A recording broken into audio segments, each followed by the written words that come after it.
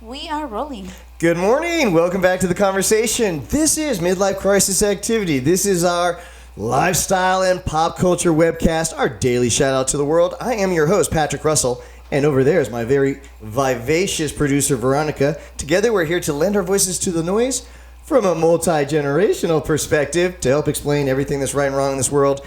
Veronica, on Fridays, we want to make that kind of a movie/review/day. So today, we're going to talk about the Suicide Squad from HBO Max that we saw last night. Real quick question, Veronica. What do you like to do nowadays? Do you like to see the blockbusters at home, or do you actually like to go back to the theater for that? I mean, for me, I love staying home, watching movies in my bed with wine and, food. So I definitely enjoy staying home for movies.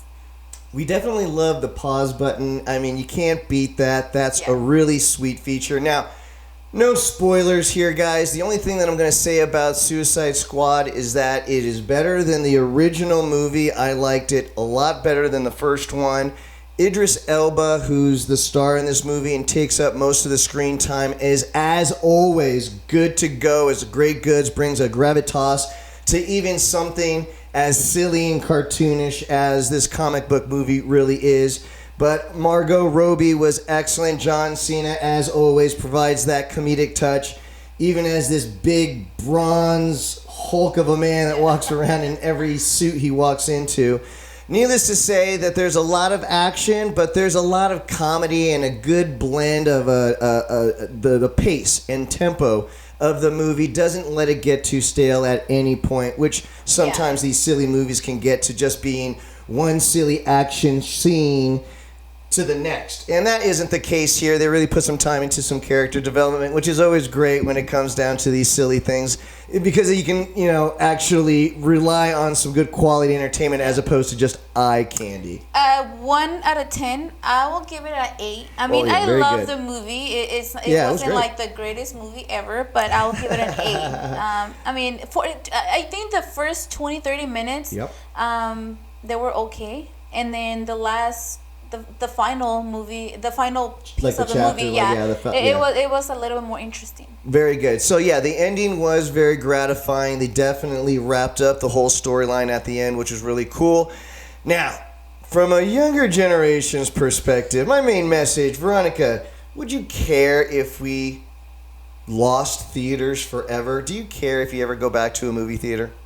No. And the reason why, it's because nowadays, we can literally watch every movie, any movie, from the comfort of your home. And this is not a paid commercial. 100%. There are still some movies that, for either contractual reasons, for one reason or another circumstances, they are still releasing them first theatrically. And that's fine with me. I think if you give me the option, I would just wait until, it comes on the movies and then it comes on TV. Yep. Just the driving and obviously getting to the place and public bathrooms. Yeah. She's a germaphobe, and so eliminating public bathrooms in any scenario is the way that she's going to go, regardless. And then also, if the movie theater doesn't have really comfy seats, well, you've been spoiled now, because you've been going to theaters where you get the food and they recline back all the way. Yeah.